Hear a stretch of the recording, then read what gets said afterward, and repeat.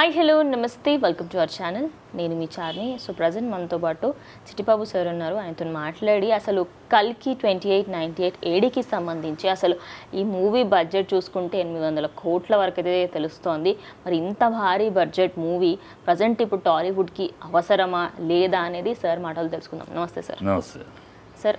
ఎప్పటి నుంచో మాట్లాడుకుంటున్నాం, లాస్ట్ టైం కూడా మాట్లాడుకున్నాం కల్కి గురించి. కానీ ఇప్పుడు ఈ మంత్ 10th కల్లా మనకి బయటకు వచ్చేస్తుంది ట్రైలర్ అని చెప్పేసి వినిపిస్తుంది.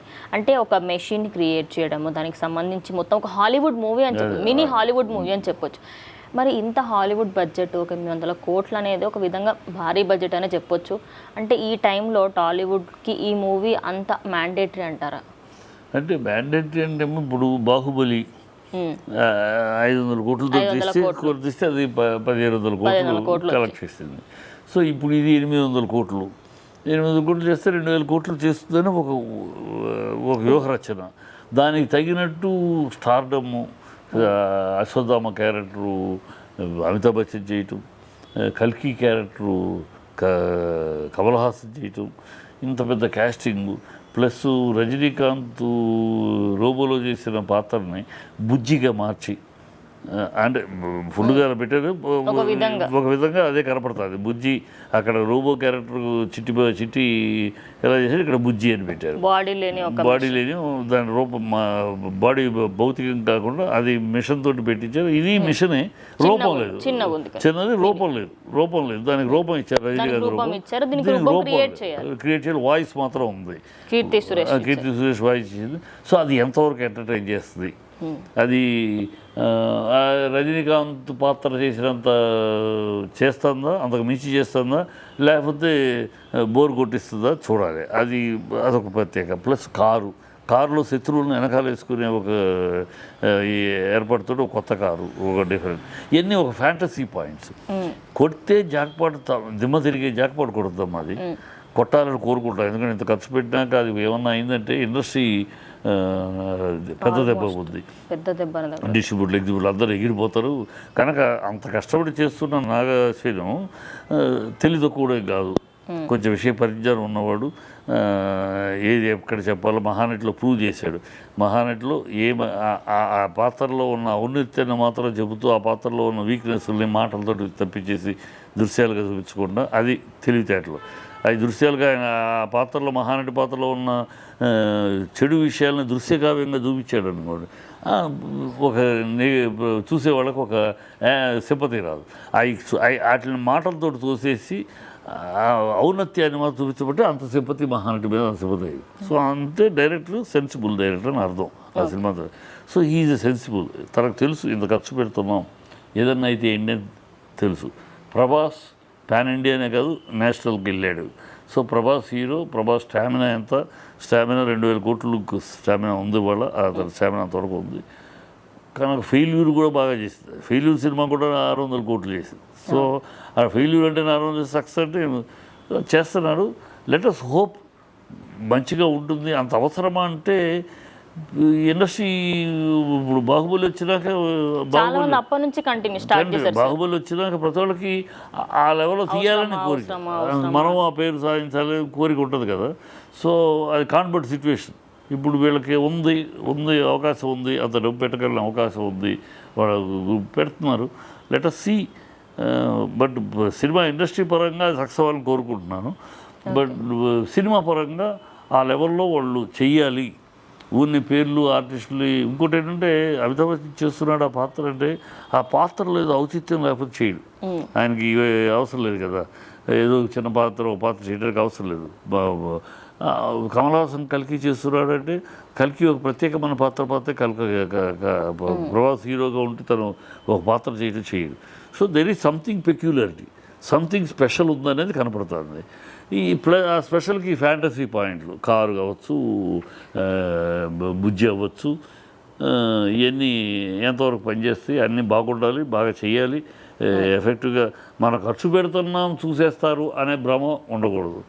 నేను నాగశ్వరికి ఆ భ్రమ ఉందని నేను అనుకోవట్లా.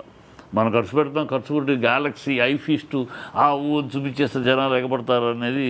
ఎందుకంటే శంకర్ అంతటి వాడే ఐఫీస్ట్ అనే విక్రమ్తో తీసిన సినిమా పెద్ద ఫ్లాప్ అయింది.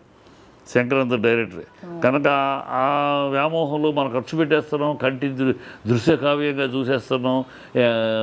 చూసేస్తారు జనాలు అనుకుంటే ఇవాళ రోజులు అది కాదు.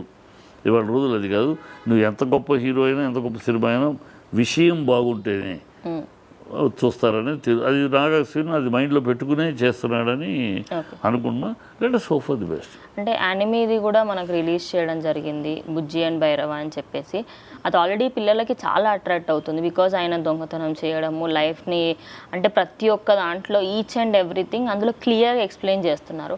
అంటే ఈ మూవీ స్టార్టింగ్ ఏంటి, అసలు మెయిన్ పాయింట్ ఏంటి అని క్లియర్గా యానిమేలో చూపించేస్తున్నారు. అందులో ఒక పాయింట్లో శంబల అనే ప్లేస్ గురించి మాట్లాడారు బేసికలీ.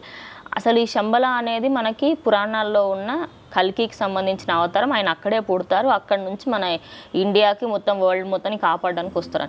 కానీ అక్కడ శంబలాన్ని కొంచెం అంటే పావర్టీ లాగా చూపించారు సార్. సో మరి అంటే నిజంగా ఇది కల్కి 28 అంటే నిజంగా మన పురాణాలకు సంబంధించి ఉంటుంది అనుకో. డెఫినెట్గా పురాణాల పాయింట్ తీసుకుని దాన్ని సోషలైజ్ చేసి సోషల్ ఇంపాక్ట్లో చూపిస్తున్నారు. అంటే మోడర్న్ సామాజికమైన దీనికి ఇన్కార్పొరేట్ చేసి చూపిస్తున్నారు అనేది అర్థమవుతుంది.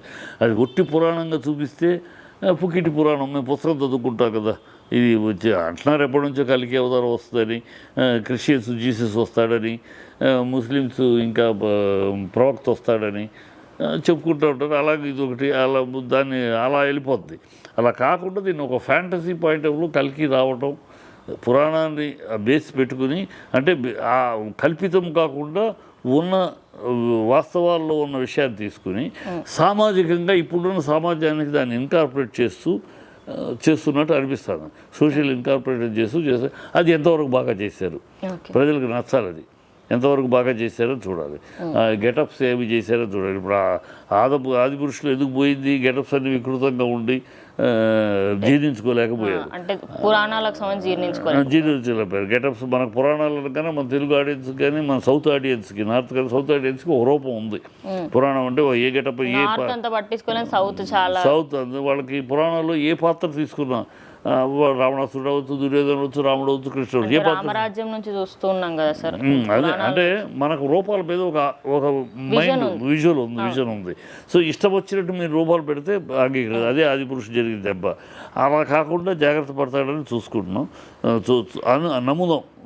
ఎందుకంటే నాగశ్విన్ అంత ఖర్చు అంత ధైర్యంగా ఇన్నేళ్లుగా 3 ఏళ్ళుగా తీస్తున్నాడు, 3-4 ఏళ్ళు అయిపోయింది అనుకుంటా తీస్తున్నాడు, 4 years తీస్తున్నాడు, ప్రతిదీ చెక్కుతున్నాడు, ప్రతిదీ అది ఇప్పుడు ఎంత బాగా ఎంత బాగా కష్టపడుతున్నాడు, ఎంత బాగా చేస్తున్నాడు, సక్సెస్ అవుతుంది అని కోరుకుంటున్నాను నేను. చూద్దాం. మీరు వెయిట్ చేస్తున్నారా సార్ ఆ మూవీకి? నేను వెయిట్ చేస్తున్నాను ఖచ్చితంగా. నేను ఎందుకు వెయిట్ చేస్తున్నానంటే ఎలా కల్కి కథని నేటి సమాజానికి దాన్ని ఎట్లా వాళ్ళు జోడించారు, ఎట్లా దాన్ని కన్విన్సింగ్గా చెప్తున్నారు అనేది కోసం దానికోసం వెయిట్ చేశారు. Thank you so much. So చూసారు కదా, ఓవరాల్గా కల్కి 2898కి సంబంధించి ఈ మంత్ 10th దానికి సంబంధించిన ట్రైలర్ అయితే వస్తుంది.